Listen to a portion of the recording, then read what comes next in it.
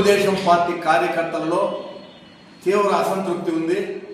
ఎందుకంటే ప్రభుత్వం అధికారం వచ్చిన తర్వాత కష్టపడిన కార్యకర్తలకు గుర్తింపునిస్తుంది అని ప్రతి కార్యకర్త కూడా ఆశించాడు.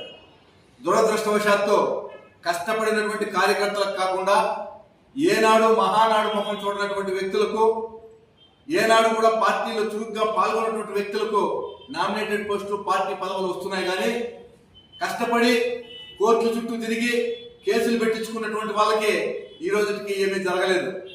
గతంలో చంద్రబాబు నాయుడు గారు మదనపల్లి సమీక్ష సమావేశాల్లో స్పష్టంగా చెప్పారు, నాకు ఆదేశించారు అందరి సమక్షంలో, నువ్వు తిరగాల నియోజకవర్గం అంతా.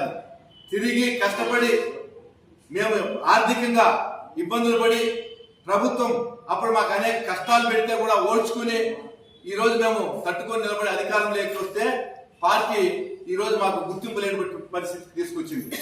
చాలా మంది ఈ విధంగా కార్యకర్తలు అసంతృప్తికి లోనవుతున్నారు. ముఖ్యంగా అన్నమయ్య జిల్లాలో గతంలో పెద్దిరెడ్డి కుటుంబాన్ని ఎదిరించే ఏకైక వ్యక్తిగా కిషోర్ కుమార్ రెడ్డి గారు ఉన్నారు. నల్లారి కిషోర్ కుమార్ రెడ్డి గారు అప్పట్లో తంబలపల్లిలోకి ఎవరు అడుగు పెట్టలేనటువంటి పరిస్థితిలో ఆనాడు ధైర్యంగా ముందు పెట్టి ఆనాడు వారు దాడి చేస్తే కార్లు పగలు కొట్టించుకొని, ముఖ్యంగా మధుబాబు లాంటి వాళ్ళు తలలు పగలు కొట్టించుకొని ఈయన ఆనాడు ఇబ్బందులు పడ్డారు. మరి ఈ రోజుకి కూడా మేము కోర్టు చుట్టూ తిరుగుతున్నాం. ఈ రోజు కూడా పోయాం, కోర్టుకు పోయి వచ్చాం కేసులు పెట్టించుకొని. మరి మా పరిస్థితి ఏమిటి? పార్టీ మమ్మల్ని పట్టించుకోవాలా? క్షేత్రస్థాయిలో పోరాటం చేసేటువంటి వ్యక్తులు ఎవరైనా ఉంటే అది తెలుగుదేశం కార్యకర్తలుగా మేము చేస్తాం.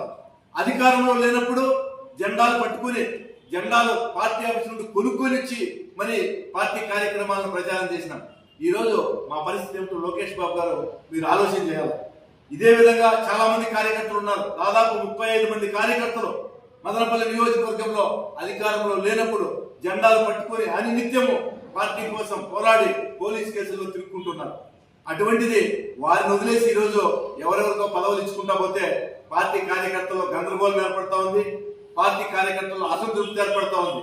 దీనిని వెంటనే మీరు సరిచేయకపోతే, అదేవిధంగా నల్లారి కిషోర్ కుమార్ రెడ్డి గారికి కూడా తగిన ప్రాధాన్యత కల్పించకపోతే వచ్చే స్థానిక సంస్థ ఎన్నికల్లో చాలా ప్రాబ్లమ్స్ ఫేస్ చేయాల్సి వస్తుంది.